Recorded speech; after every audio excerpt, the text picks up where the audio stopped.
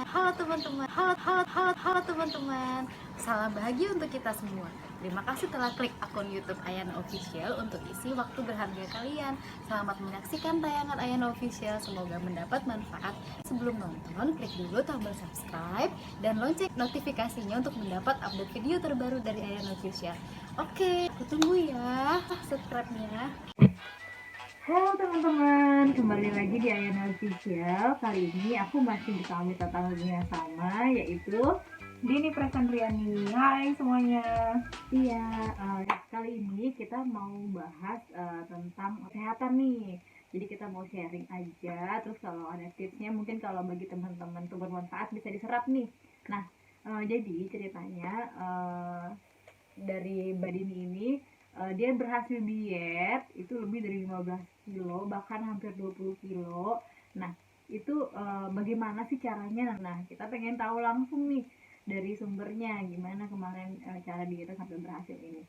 Oke, tapi jangan lupa subscribe dulu ya. Oke, gimana nih Mbak Dini awalnya ceritanya? Tapi ini basicnya berdasarkan pengalaman aku aja ya, gitu. Maksudnya karena tiap-tiap orang kan beda-beda, namanya tubuh orang kan beda-beda. Jadi awalnya itu kenapa aku diet, karena pada tahun 2018 itu berat aku mencapai 92 kilo dengan tinggi aku yang hanya 158 cm. Jadi otomatis yang udah overweight parah banget gitu. Nah, satu, tapi mukanya itu lucu banget ya. iya, Kan jadi cabi.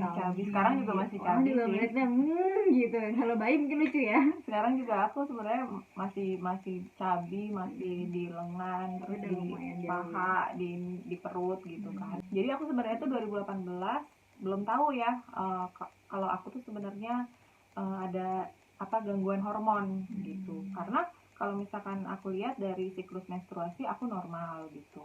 Cuman ternyata setelah apa namanya ada USG apa segala macam, di situ ketahuan lah kalau aku tuh ada gangguan hormon. Target aku sih masih mau ke 50-an gitu. Karena dulu aku basicnya sebelum nikah itu berat aku di 50-54 gitu. Setelah menikah langsung naik drastis. Nah, itu gitu. kenapa tuh? Boleh tahu nggak? Nah, kenapa? jadi sebenarnya aku telat menyadari aku orangnya cuek gitu sama diri sendiri yang selama ini ya udah hanya menjalani hidup seperti orang pada normal ya, makan 3 hari sekali, Jadi jajan di tipsnya luar. gimana supaya Nah, orang ini jangan jadi sampai kayak gitu.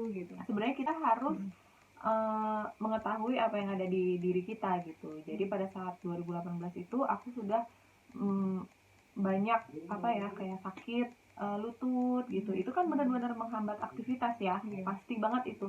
Kita mau ibadah, mau sholat itu sakit, kita mau jalan naik tangga itu udah ngos-ngosan gitu. Jadi itulah motivasi aku kenapa aku akhirnya aku diet gitu. Nah, tapi yang namanya diet itu kan satu kuncinya itu harus niat. Tanpa niat itu semuanya nggak bisa. Dan yang kedua itu harus konsisten. Sebenarnya itu sih yang aku pegang, satu niat, dua konsisten. Kalau untuk menjaga pola makan sendiri itu usaha kita ya. Tapi kalau kita nggak niat dan nggak konsisten, maksudnya konsisten itu untuk long term gitu. Jadi kita diet itu jangan menjadikan diet ini sebagai tersiksa gitu. Jadi kita harus be happy, harus bisa menyesuaikan. Kita suka nih makan ini, ya udah kita makan, tapi kita tahu batasnya kita makan, ya udah sedikit aja, sewajarnya aja gitu. Jadi kita sendiri yang jadi polisi membatasi. Iya, membatasi, karena apa yang kita makan itulah yang akan berimbas ke badan atau tubuh kita sendiri gitu. Terus kalau misalkan untuk upaya-upaya aku diet, jadi aku tuh mulai merubah pola makan aku yang tadinya sehari 3-4 kali gitu, karena kan kita malam lapar ya, pagi, siang, sore, malam gitu, Ya, 4 kali makan nasi pakai. Dulu aku ya sarapan tuh entah nasi goreng, nasi uduk, lontong sayur, terus semuanya lah gitu ya. Ada nasi atau enggak mie gitu kan yang kita beli lah, misalkan mau gampangnya aja. Terus siang makan berat ya kan, entah itu makan di luar atau masakan rumah. Terus sore kalau ketemu teman nongkrong di kafe apa bihun goreng, capcay, itu pasti kan. Nah, terus malam sama suami misalkan udah di rumah kan, waktunya makan malam, makan lagi. Belum minum-minuman yang di botol itu yang penuh dengan gula itu, itu juga belum cemilan gorengan. Nah, sayangnya itu baru disadari setelah mendapatnya Iya, apa karena- namanya kok udah ada gangguan nih di Ada tubuh gangguan. nih. Mm-mm. Nah, Ada yang nggak benar itu, gue udah dapat Nah, sinyal kayak gitu sinyal baru. gitu. Nah, jadi baru diperbaiki. Bener-bener. Nah, Tapi jadi- memang aku 2018 itu progresnya apa namanya sedikit ya, enggak sedikit. malah sedikit gitu. Karena karena- belum konsisten tadi kali. Aku banyak aktivitas kegiatan padat dan aku kadang misalkan duduk nih sama Ayana misalkan ya atau Rizkina duduk itu kan gak enak kan. Nanti Iya. kalau misalkan aku diet, Rizkina pasti yaudah deh aku nggak makan juga deh, Iya. menghormati yang diet. Mm-mm. Atau aku yang jadi nggak enak, yaudah deh aku pesen juga. Nah jadi ngikutin jadi stylenya ya. iya, Ikutin nah itu lagi. dia. Jadi karena sekarang aku di rumah, ada waktu, ya udah aku putuskan untuk setahun ini mau diet dulu. Itu lumayan sih. Dan satu lagi juga harus olahraga, meskipun itu nggak tiap hari. Dan meskipun di rumah aja, nggak mesti ke gym. Di rumah bisa. Aku aja pakai gula, tuh dumbbell jadi gula jadi dumbbell.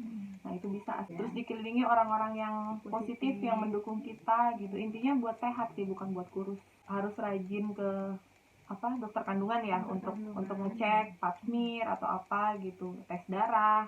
Intinya kita tahu lah gula darah kita gimana, kolesterol, asam urat gitu. Jadi apalagi pada usia aku kan udah 30 ke atas ya, jadi harus benar-benar menyadari untuk hal itu.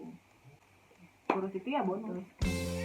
Terima kasih sekali Mbak Dini Sama-sama. sudah sharing pengalamannya teman-teman. Jangan lupa pasang niat dulu, lalu konsisten, dan mungkin harus tetap terus cari apa nih yang menjadi target gue nih, gue gitu untuk apa. Nah, Sehat. jadi balik lagi ke tujuan awalnya. Kalau udah ingat lagi tujuannya, kita pasti ikutin aja Track lagi. alurnya.